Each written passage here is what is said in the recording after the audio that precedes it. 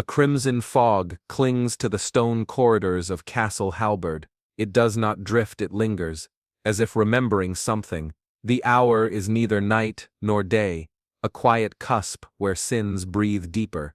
Somewhere beneath the portcullis, still groaning shut from the shift change, the echo of metal gnaws through silence like an old wound reopening. Velvet drapes hang heavy in the hall, red once now dulled to a color somewhere between betrayal and wine. Lady Useldran kneels before the hearth, the flames low, reluctant. Her hands are stained with a fine, pale powder. Belladonna, crushed by her own fingers. Not once, not twice, many times before. The way her breath moves steady through her nose is not that of a woman racked with fear. It is the rhythm of preparation. Behind her, a painting leans crookedly. A hound, leashed in gold, baring its teeth. The walls seem to sweat, the stones weeping from centuries of secrets. The scent of moss and stormwind hangs in the corridors. Rain waits just outside the battlements, ready to wash away what remains. In the eastern wing, a boy no older than 10 walks barefoot across the rushes. His tunic is patched and threadbare, but in his hands he carries a silver goblet, the kind polished not by cloth but by generations of ambition. He doesn't look inside. He doesn't ask questions. The Lord's chamber yawns open before him. The goblet is placed where ordered, and he retreats as shadows grow long behind him. His footsteps are small, but they leave a trail. That evening, the feast begins. Candles burn like slow tears atop blackened iron stands. The long table groans with roasted boar, cured hams, bowls of candied roots, and oranges that glisten like blood-drenched rubies. The nobles arrive in procession, their garments stitched with thread too fine for their stations. They are cloaked in vanity, in titles forged on paper rather than battlefield. At the head sits Lord Errant, his beard shaped like the cliffs of the northern coast, jagged, proud. He raises a goblet to toast the union of estates, his voice clear, rehearsed. But across the hall, Lady Useldran does not raise hers. Instead, her fingers rest quietly beside the hilt of her knife, unused. Her eyes, they betray nothing, except when he drinks. Each time Lord Errant's lips meet silver, something flickers, not in her hand, but her gaze. A calculation, a weight. The air tightens. A knight watches. He does not smile, nor speak. His armor is old, repaired too many times by a dead man's hand. Some say he rode through the Black Crusade, and returned alone, not victorious, but unburied. His eyes, dull as dusk, follow every motion with the patience of a vulture. He sees Lady Useldran's glance. He sees the boy who now stands by the tapestries, forgotten. He sees too much. The music plays lyres and hollow drums, a rhythm masking the unsaid. Then, a pause, a breath, a drop spills. It is not loud, it is not dramatic, just a slow red bead that rolls from the lip of the goblet onto the linen. It blooms like a secret, told too late. Lord Errant touches his throat. His face does not contort with pain, only surprise. His hand trembles, knocks the goblet. The wine dribbles down his beard, like a final rite. Then comes the sound, not a scream. No, that would be mercy. It is a soft choking, like leaves trapped in a stone stairwell, fluttering once before stillness. No one speaks. The musicians do not stop. They do not look up. The torchlight sways on the walls, and someone, somewhere, begins to laugh. Lady Useldran rises, her hands now clean, or at least no longer visible beneath the gloves. She moves with grace, with gravity, her expression mournful, perfected. She kneels beside her cousin, whispers something no one will ever claim to have heard. Some say it was his name. Others say it was a curse. The knight does not move, but his eyes narrow. Later that night, the rain arrives, not in torrents, in sheets that hiss as they strike the cobblestones. The castle breathes again. Servants whisper. Chamber doors lock with more than just bolts, they seal with fear. By morning, Lord Errant's body is gone. Wrapped in crimson cloth, burned in the chapel fire that erupted, accidentally. There is no inquiry, no tribunal, the steward writes, natural affliction. The page is signed, history, once again becomes choice. But in the corner of the servants' quarters, beneath a loose stone, lies a ring. It is plain, a garnet set in brass, worth a week's wages, maybe two. It fits the finger of a child. The boy is never seen again. Some say he ran, others, that he was gifted land in a far province. But the knight remembers his face, the way his eyes flickered toward Usuldren after the goblet passed. The way guilt glows not like fire, but frost, quiet, paralyzing. Lady Usuldren inherits not only the land but the silence. Years pass. Her portrait is hung in the West Gallery, her expression serene, but the paint beneath her fingertips fades faster than the rest. A chemical reaction, they say. Or perhaps the canvas remembers the powder she once ground into her palms. Children are told tales of the feast where no one screamed. The widow of Halberd, they call her, wise, graceful, untouched by scandal. But beneath the castle stones, the earth remembers. It remembers the weight of footsteps too light for accusation, the cold breath of a knight who saw but did not speak, the warmth of poisoned wine in a silver cup.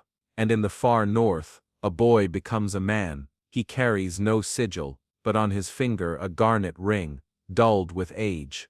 He does not tell his name, but when he hears the word Halberd, his jaw tightens, and his hand drifts to a pouch sewn inside his coat, because some debts are not paid in coin, and some silences were never earned, only borrowed. Lady Usuldren sits alone at dusk now, in the garden where foxgloves bloom wildly. She watches the horizon with eyes unblinking.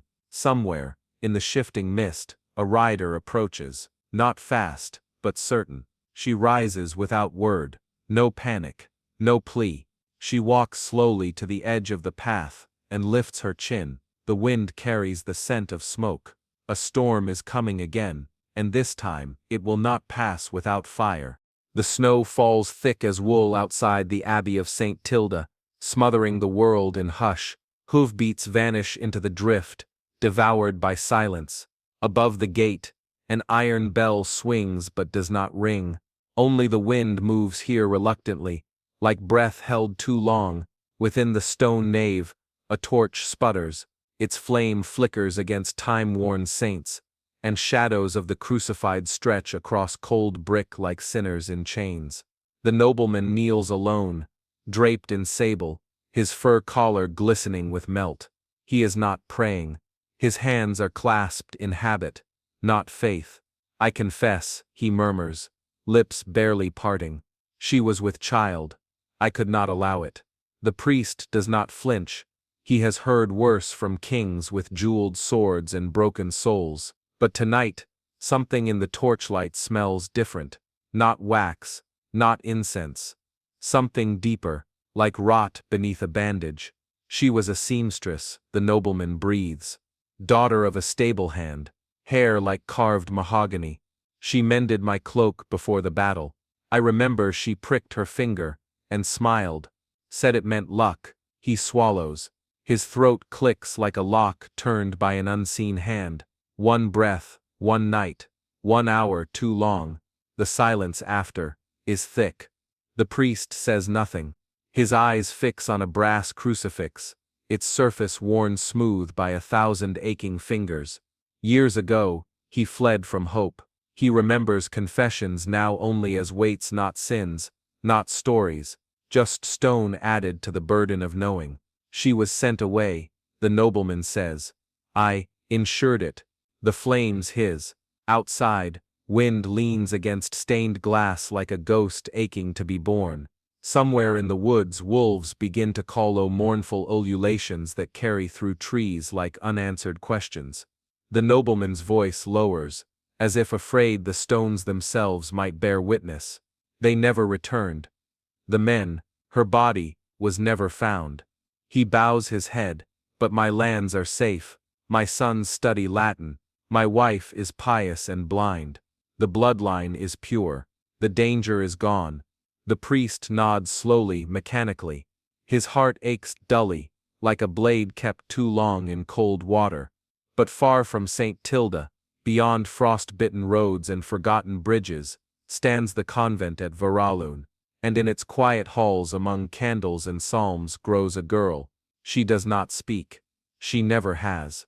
Her eyes, wide as winter moons, watch the world without fear or want.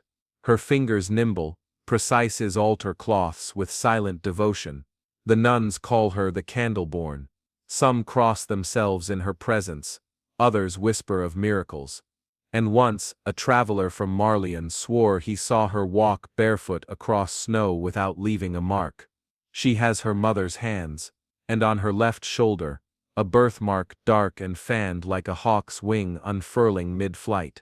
Sometimes, when she stands near the chapel brass, she tilts her head as if listening, not to the sisters, not to the world, but to something behind it. A memory, a voice braided into the wind. One nun claims to have seen her cry without tears. Another says a sparrow followed her for 7 days and built its nest upon her sill. None dare ask her origin. They fear the answer might echo too loudly. But the girl knows, somewhere in the soft root of her bones, she remembers a warmth that died in the cold, a scream buried under snow, a hand that reached, then fell still. Years turn. In the nobleman's hall, candles burn lower. His hands tremble. His bones ache as if frost lives in them. No healer can name the illness. Some call it wasting. Others whisper of curses. His food tastes of ash. His dreams burn red. And in those dreams she comes. A woman in homespun robes. Her face is veiled, but her eyes shine with something terrible and holy. She carries a candle that drips red wax, slow, deliberate, eternal. She never speaks. She only watches. He wakes screaming. They bring him priests. He does not speak to them. Only once, when the fever breaks and night presses close, does he whisper to the shadows, "I see her." In the Abbey of St. Tilda, the priest who heard the confession lives on. He no longer shaves. His robes hang like sacks. He walks with a limp that no injury earned. But every time a hawk cries outside his window, he remembers. He remembers the torchlight, the voice that cracked, "She was with child," and the silence that followed. He keeps the confession sealed in a scroll of calfskin, bound in salt thread and wax, buried beneath the altar, beside relics long abandoned by God. He has vowed never to speak of it. But sometimes, in the hour before dawn, he dreams of snow that smells like blood. The girl at Varalun is now nearly grown, 17 winters. She moves like a whisper through stone halls, her presence soft but unsettling. One morning, a nun finds the chapel's brass altar melted into curves, as if kissed by a flame no fire could conjure. The girl stands before it, hands folded, eyes closed. When asked, she only shakes her head. At night, she walks the cloisters. The moonlight bends around her like an old friend. Birds visit her windowsill even in snow. Wolves stop howling when she dreams. And still she does not speak. But inside her, something has awakened. A thread of memory. A sound hoof beats muted in snow. A face she has never seen but knows. A name that curls at the edge of thought like smoke-denied flame. She kneels in the chapel one night, and touches the hawk-shaped mark on her shoulder. The candles bow, not flicker bow. In the distance the nobleman gasps his last breath. His eyes wide, fixed on something only he can see. A veil, a candle, red wax falling like blood. And in that moment, the girl at Varalun opens her mouth for the first time. She says nothing, but the silence she releases echoes across stone and valley, through grave and memory. The priest wakes screaming. He looks to his window. A hawk sits there watching. Its eyes are not animal eyes. They are old. They are remembering. And the priest, with shaking hands, rises from bed. He begins to dress in his finest robes. There is something he must do, something he should have done long ago. He does not know what waits at Varalun, but he knows he must walk toward it. even if the snow swallows his name. Torchlight shimmers off the blackened tapestries of the western keep, once red with heraldry, now ghosted in soot.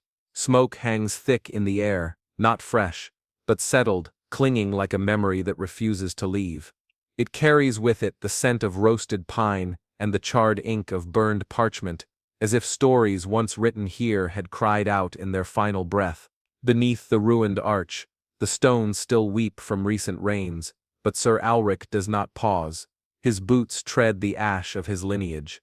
He stands at the threshold of ruin, the keep of House Edivane, once feared, once noble, now a husk. The gates creak open, not by command, but memory, and there at the far end of the desolate courtyard stands his brother, younger, Lenor, wrapped not in steel, but in silk-lined authority. The kind bought in whispers, not earned in war. They embrace, formally, one arm around each other, the way men do when steel might still lie between ribs. But the grip lingers, too long. The kind of hold that asks a question, and answers it in silence. "You've returned," the brother says. Alric's eyes flicker. As I vowed, behind the hollow courtesies, the walls whisper. Servants speak in shrouded corners. They say the fire came not by storm, nor accident, that it came on a still night. A controlled blaze, like a letter sealed with wax. Cleansing, they called it. And now the keep smells not only of smoke, but of rose oil, the same rose oil their mother wore, the night she supposedly died in her sleep.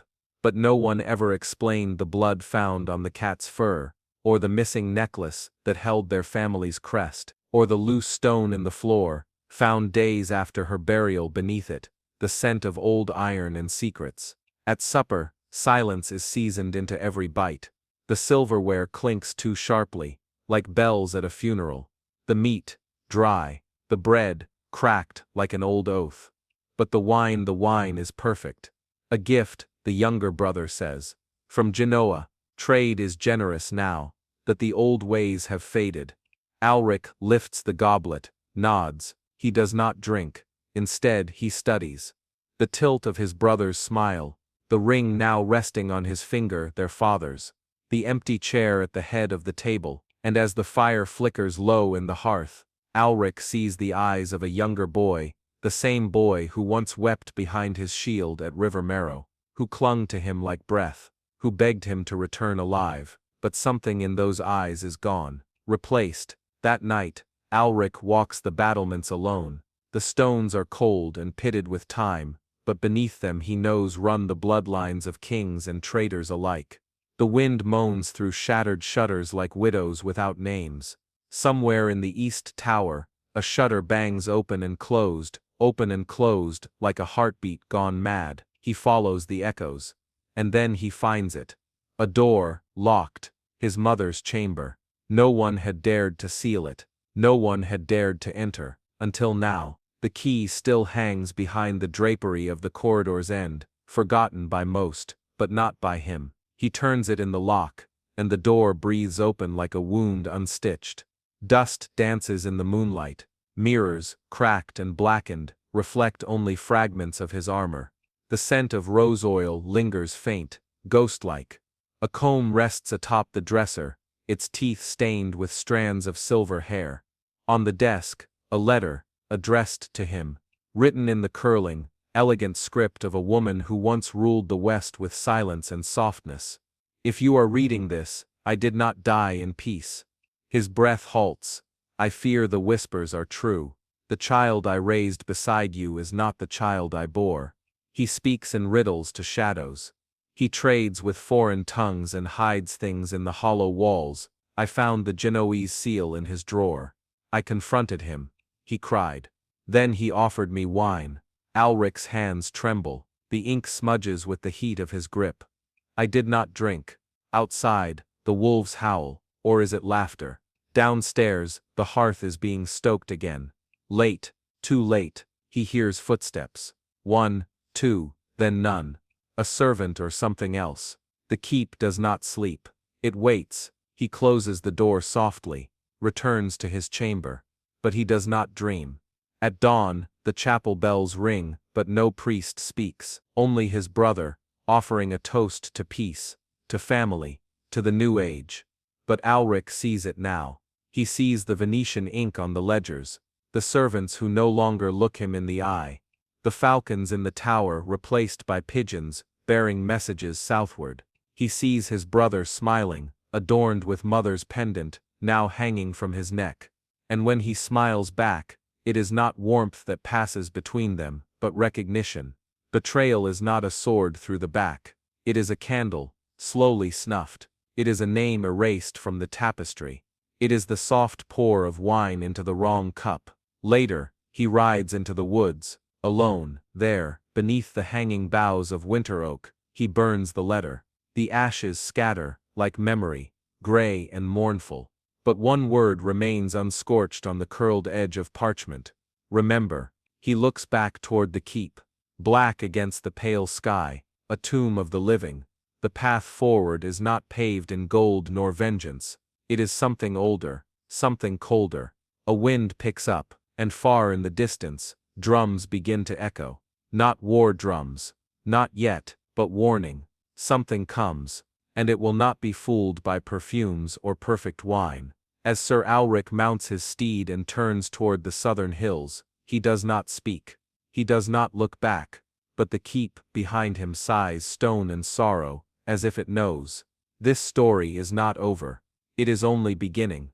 A scream shrill, not human, rips through the dusk, swallowed quickly by the heavy velvet of draped stone walls. In the heart of Burgundy, twilight stains the sky crimson, and the manor breathes like a wounded beast. Inside, 1,000 flickering candles melt into gold upon the trays of carved oak. Music lingers, thin and off-key, played by men whose fingers tremble from something more than fatigue. The hall is warm, almost fevered, and at its center, Lady Mathilde raises her goblet, not to toast, but to test. The wine is clear. That is unusual. Her fingers, pale and unadorned tonight, curl slightly around the silver stem. She does not drink. Around her, the feast blooms like a decadent funeral. Roasted pheasant glistens beneath citrus glaze. Almond cake sweet, dense, dangerous, wait beside sugared dates and poached pears. No one dares eat first, not without her signal. The fire pops. A log splits with a groan. She smiles. Her husband lies upstairs, burning with a fever no herb can cool. The leeches grow fat on his blood, and the chamber smells of vinegar and piss. The apothecary says it is a curse. The steward, leaning closer, had whispered of inheritance. Mathilde had said nothing at all, but when the priest left that morning with ash on his collar and a bruise beneath his eye, even the maids began to speak in lower tones. Somewhere beneath this very hall, down a narrow stair behind the tapestry of Saint Sebastian, lies a hidden chamber carved from the rock of the hill itself. There, under lock and lantern, sits a single ledger, bound in hide, stained in corners. 4 names, now scratched out in red. Her sister was the first. A girl with roses in her hair, and the voice of a linnet. On her wedding day, the veil was lifted, the music paused, and she was simply gone. They searched for 3 days before declaring her taken by wolves. Mathilde had not wept. She had taken her sister's ring, and worn it to bed. The cousin came next, a boy with golden curls and teeth too perfect. He drowned in the lily pond behind the orchard, where the frogs sang lullabies. No one saw him fall, but they did find his lute floating by the reeds, its strings all snapped. A swan feather lodged beneath the sound hole. Then the merchant, clever man, always smiling, always watching. He brought silks from Venice, and shoes from Naples, dyed in lapis blue. He died not on the road, but at the manor, after offering her a scarf too finely woven to be honest. His tongue was found a week later, stiff in the frozen well. Each death had carved her path smoother, each absence removed a stone, and now, she sits in the center of power. Her dress tonight is green, threaded with copper leaves, Italian leather on her feet, whispering across polished floor, her hair pulled back, severe, as the ancients once did before battle, and above them all, the chandelier trembles slightly, as though remembering some ancient quake. The jester laughs, too loud. His face, already painted in red, blooms a deeper shade. He stumbles, not with jest, but with purpose lost. His hands claw at air, his lips foam. The music stops on a sour note. Eyes turn, some to the dying fool, some to her. She does not rise. She watches. The jester falls backward, the bells at his ankles rattling once before lying still. A wine goblet rolls to a stop beside his twitching fingers. The almond cake beside him bitten once reveals a dark marzipan core. A warning, a mistake. The steward steps forward, but halts. His lips tighten. Somewhere, a dog howls. Mathilde lifts her goblet. Again she smiles. Not kindly. The feast resumes slowly, as if remembering its script. No one speaks of poison. Not tonight. Tomorrow they will say the jester died of madness. Too many winters without rest. A touch of the devil's laugh in him. They will bury him without rites, perhaps near the pig pens. As for the Duke, well, he was already fading. The fever had taken his voice, his strength, his memory. Soon it would take his name. No one would say it aloud, but everyone would breathe easier once the sheets stopped moving. What they will not mention, what they dare not mention, is that his mistress vanished 3 nights ago. That she was last seen near the east wing, where the new tapestry now hangs. A curious piece, stitched in gold and crimson, a blindfolded woman holding a single rose, no signature, no origin. The servants mutter of noises behind the walls, of weeping that travels through stone. Mathilde walks the hall as the feast thins, her hands cool, her expression unreadable. A young knight offers her his arm. She declines. Her shadow stretches long behind her, taller than any man present. Above her, in the chamber of the Duke, the fire has gone out. The window is open. The sheets are still. Outside, the vines twist like veins through the earth, feeding on the soil of old bones and spilled secrets. Burgundy is silent tonight. Too silent. In the morning, ravens will gather, and from the high tower, a new banner will rise, emerald and copper, stitched with a rose in bloom. Mathilde will stand beside it, veiled in mourning. She will say little, but beneath her gown, her heart will beat steadily, for in the hidden chamber, a new name has been written, not scratched out, not yet, only underlined. And far below, beyond the torchlit halls and whispering vines, something shifts in the dark, something old, something wrong, stirring in its cradle of rock and forgotten vows. The blindfolded woman in the tapestry is not smiling, but she is watching, and behind her, where once there was only silence, a thread unravels. The cathedral bells tolled at the wrong hour, not for prayer, not for mass. They rang hollow, each note like a knuckle on a coffin lid, echoing into corridors still slick with the dew of dawn. Ravens stirred from their perches beneath the eaves, black wings fluttering against stone. The wind carried their cries westward toward Mongrave. In the nave, cloaked in shadows and candle smoke, Father Gervais moved as though pursued. His hands pale, veined, trembling rested on the velvet-shrouded corpse before him. It was bound in chains. Iron links kissed the velvet in secret places, their cold embrace unnecessary for a body so lifeless, unless death itself were not trusted. Lord Hadrian had returned from Paris a week prior. Now he lay here, sealed away before the hour of terce. His tomb had no name etched into it, no birth year, no heraldry, just stone smooth, blank, silent. But Father Gervais knew. He had anointed that forehead once, when Hadrian was a boy too sickly to ride. He had blessed his sword on the eve of his knighthood, and now, as he lowered the lid, his mouth whispered the old rites, but the words stumbled. He was not burying a man, he was burying a question with wide, open eyes. Et ferum, erit, lingua mea. The boy who once feared thunder, had shouted that in his sleep, now a man, broken in fever, and my tongue shall be a blade. The sickness they claimed had taken him. No lesions, no bleeding, no wasting, only sleeplessness, screams, and scrolls sealed in red wax filled with names no one dared speak aloud. names whispered in the sulphurous baths of Avignon, names that had not been spoken in Mongrave since the reign of Mad Queen Giselle. Hadrian's chamber had been stripped bare, his books gone. The black-laced diary he wrote in after dusk vanished, the apothecary wing, burned, a single plume of smoke rising like a curse into the morning sky. Lady Odette, his wife, told the servants it was rats, but the monk saw it. Brother Emile, eyes ringed in black, hands stained with ink, had been seen entering the apothecary on the eve of the fire. He was never seen again. No bones were found, only his rosary, melted to a puddle of brass. They whispered that he had read the diary, that he had seen something meant to stay hidden, and that he'd paid the price.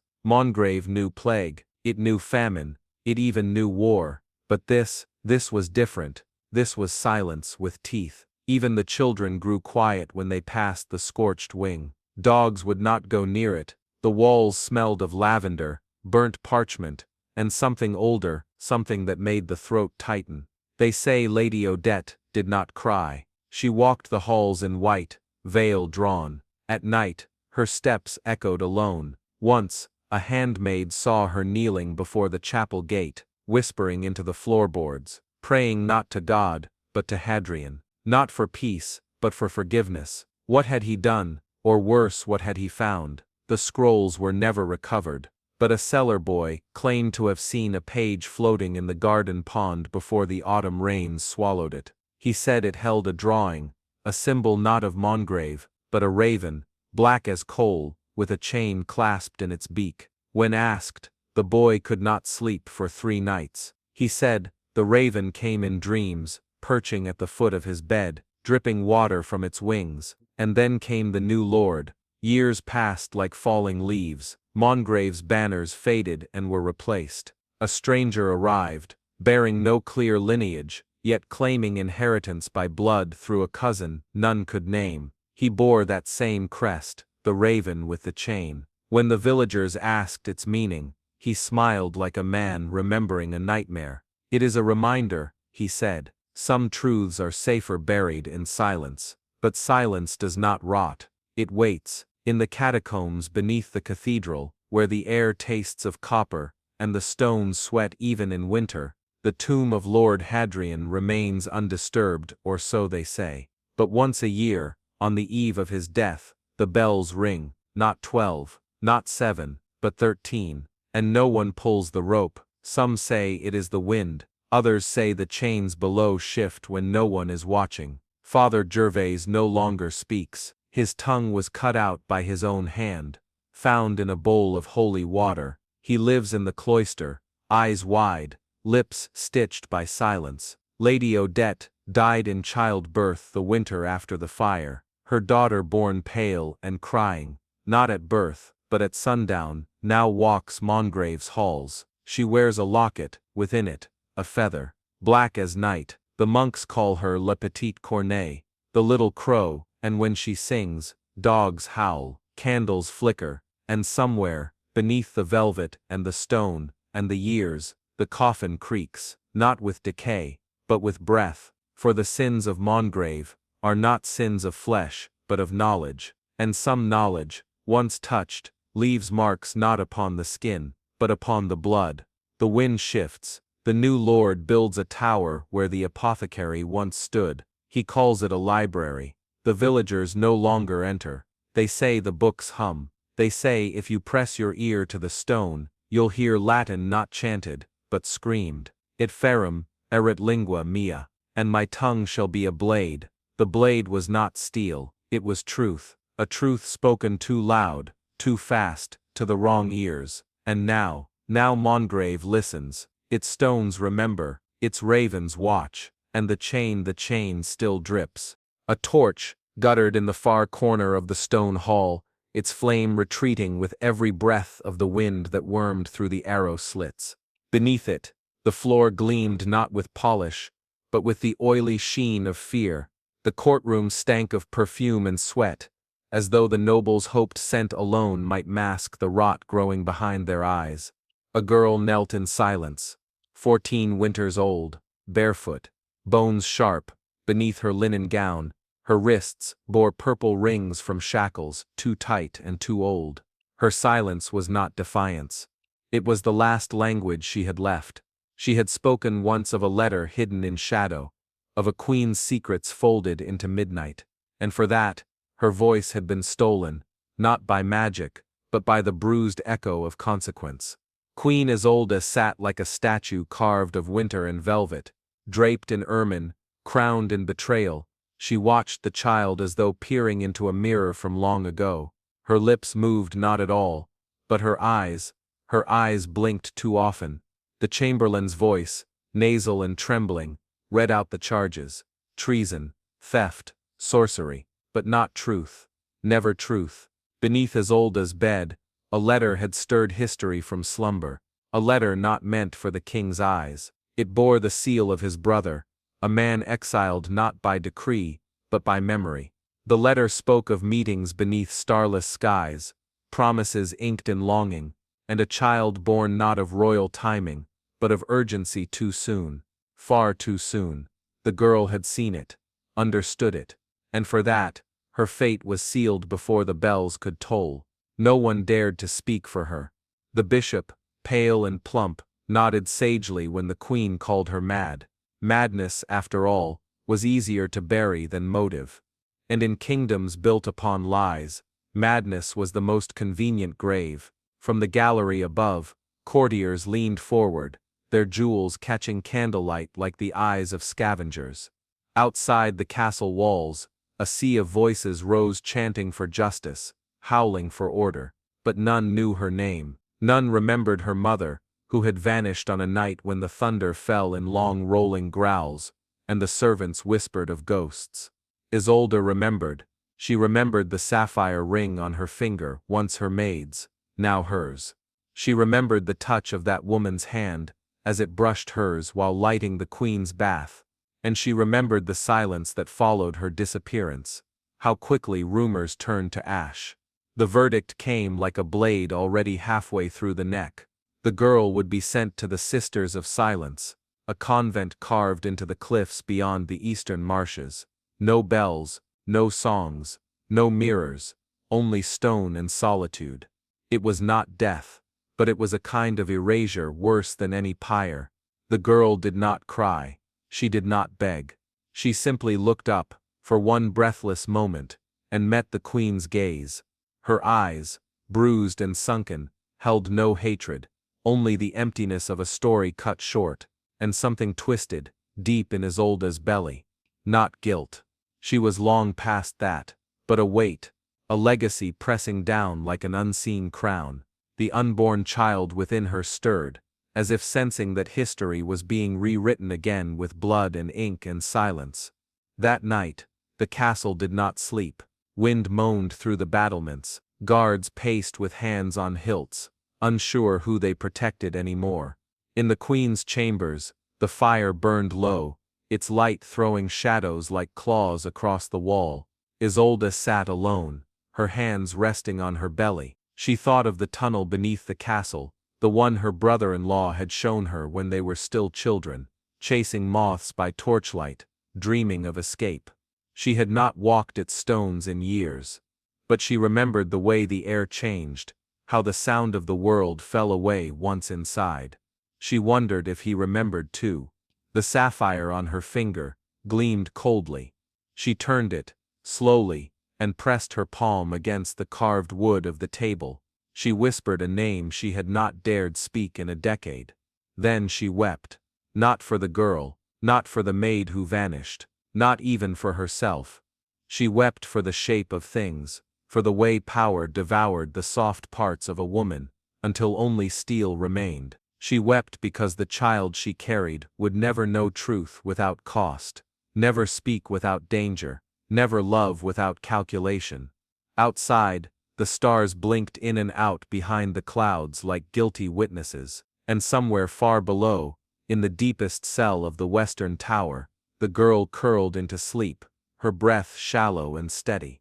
She dreamed not of fire or thunder, or queens. She dreamed of her mother's voice humming through summer grass, of the scent of soap on linen, of hands holding hers across a riverbank. Morning came slowly. The sun, half-hearted, slanted through the eastern window. A single bell tolled once, not from the convent, but from the harbor beyond, where fishermen blessed the tide. The cart stood waiting in the courtyard, its wheels wrapped in cloth to silence their turning. Two sisters of silence, faces covered in ivory veils, stood beside it, motionless. One held a vial of blessed oil. The other carried a small, sealed book with no name on the cover. The girl stepped into the cart without a word. As the gates opened, Queen Isolde stood at her window, her hand rested again on her belly. The child within kicked. Once, she did not wave. She did not look away. Somewhere, in the distance, the crows began to gather. And in the silence that followed, the question remained not whether justice had been done, but whether history would remember the girl at all. As the cart vanished into the mist, the queen turned from the window and walked toward her writing desk.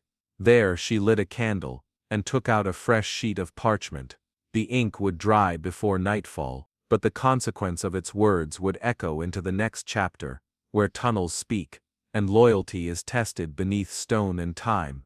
A torch, guttered in the far corner of the stone hall, its flame shrinking like a frightened eye, shrinking with every breath of wind that slid in through the arrow slits like a thief. Shadows bent along the damp walls, thin and spidery, stretching across a floor slick, not with polish, but with the oily sheen of fear. The air stank, perfume warred with sweat, rosewater and musk, layered over rot, as if the nobles hoped to drown their secrets in fragrance.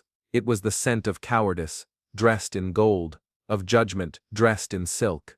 At the center of the room, on flagstones colder than law, a girl knelt, 14 winters old, barefoot, small, her bones pressed against her skin like thorns beneath linen.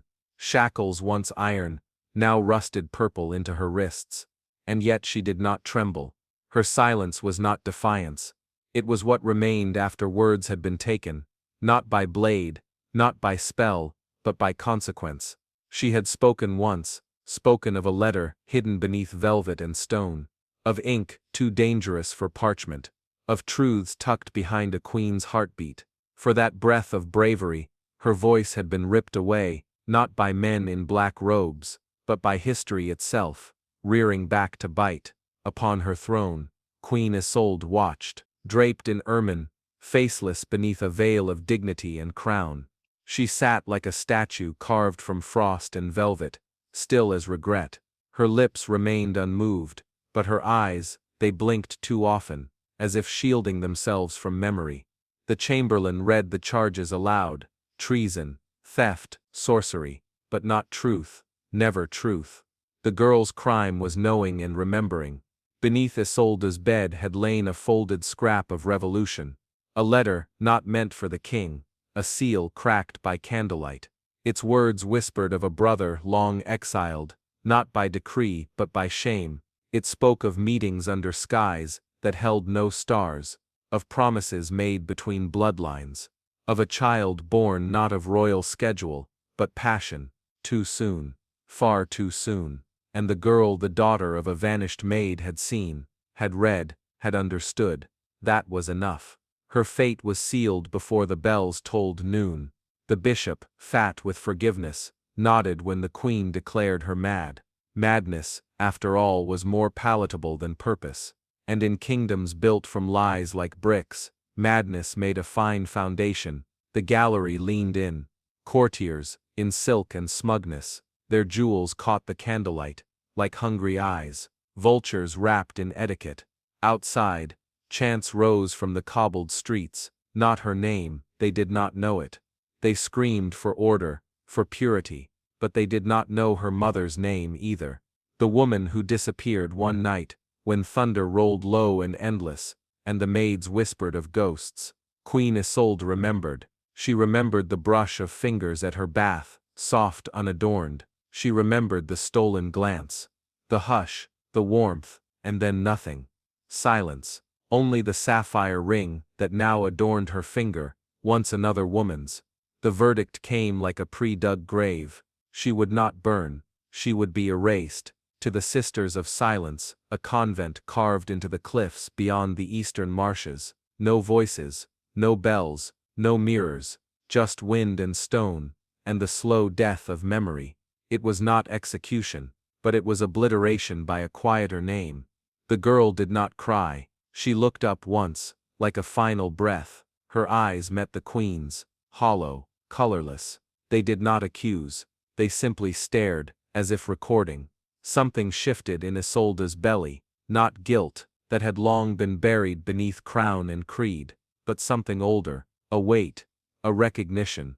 The unborn child within her stirred, and something ancient passed between them, the girl and the Queen, between what was, and what will be, between silence, and inheritance. That night, Castle Viral did not sleep. The wind moaned through iron gates like widows on the battlements, guards paced with swords drawn, uncertain whom they defended, the crown, or its memory. In the Queen's chambers, the fire burned low, its light scratched long claws across her walls. She sat alone, her hand resting where the child kicked, gentle and insistent, and she remembered, the tunnel, hidden beneath the west wing, a child's secret once where she and her brother-in-law chased moths through stone, dreaming of escape, of elsewhere. She had not walked it in years, but the memory returned now like an old prayer, faint, forbidden. She turned the sapphire on her finger, felt the ghost of a hand long gone, and for the first time in 10 years, whispered a name she had buried in the folds of her mind, and she wept, not for the girl, not for the maid, not for herself, but for the shape of things, for the cost of survival, for the way power ground softness into ash, until only steel remained. She wept for the child within her, for what it would inherit, the curse of knowing. Outside, the stars blinked in and out behind clouds like guilty witnesses, and in the lowest cell of the western tower, the girl curled into herself, small but whole. She did not dream of queens, or fire, or justice. She dreamed of a hand in hers, crossing a shallow stream, of her mother's voice, humming, of the scent of soap and linen, of grass that whispered secrets instead of names. Morning came slow. One bell tolled, not from the court, but the harbor, a blessing for the tide. In the courtyard below, the cart waited, its wheels wrapped in cloth. 2 sisters stood beside it, faceless, draped in ivory. One held oil, the other, a book with no name. The girl stepped in without resistance. The gates opened with a hush, not a cry, and Queen Isolde stood at her window, her hand again on her belly. The child within kicked, once, harder. She did not wave, she did not pray, she simply watched. As the cart vanished into fog, somewhere beyond the wall, the crows began to gather, and in the silence that followed, no one asked whether justice had been served, only whether memory could survive the mist. Queen Isolde turned from the window, her steps were steady now. She sat at her desk, lit a candle and unrolled a fresh sheet of parchment. The ink would dry before dusk, but what she would write would echo beneath the stones, until even the tunnels remembered her name.